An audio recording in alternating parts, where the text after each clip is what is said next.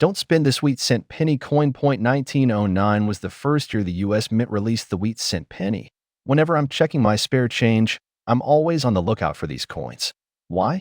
Because the coins I'm about to show you are ones you could actually find if you just know what to look for. Let's get right into it. First up, we've got a 1909 1-cent Lincoln wheat cent penny. Now, this coin here is in pretty rough shape. PCGS graded it as genuine XF details, but you'll notice it's gouged, and damage like that definitely hurts a coin's value. But here's what makes it cool. In 1909, not as many pennies were made compared to later years. The total mintage for this coin was only 1,825,000. Now, that might sound like a lot, but remember, later coins were produced by the tens or hundreds of millions. Now here's one of my favorites, a 1922 wheat cent penny. This one's from Denver, but here's the twist, it has no D mint mark. That's what makes this coin rare and valuable. PCGS gave it a grade of genuine with clean details. Good.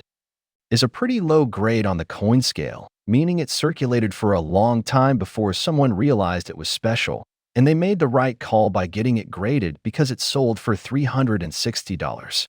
Here's another, a 1909 S1 cent coin. Again, it's cleaned.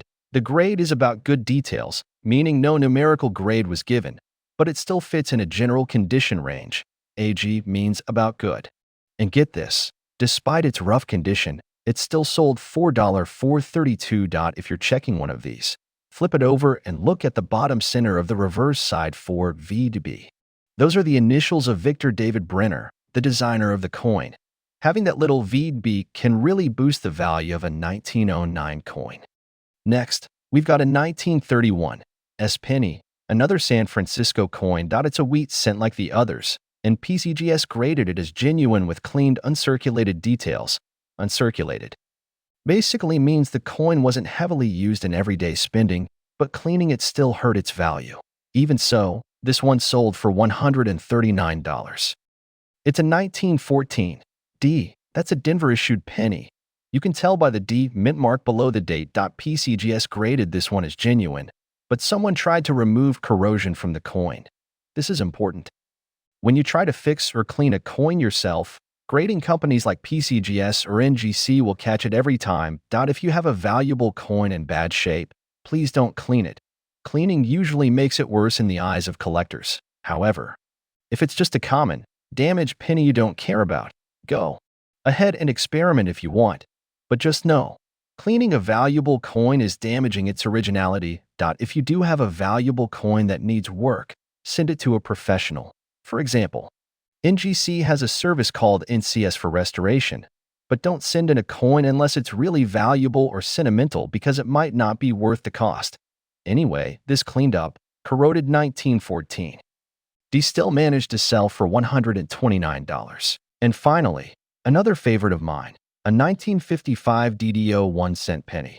This one sold for $1,620.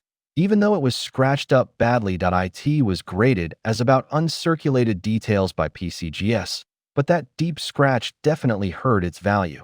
What makes this coin special is the DDO double die obverse, where the front of the coin has noticeable doubling. Just be aware that this is a highly counterfeited coin, so be careful out there. Let me know down in the comments. Do you have any really beat-up coins you think might be valuable? Tell me what you've got. I read all the comments and try to reply to as many as I can. Thanks for watching, and I'll see you in the next one.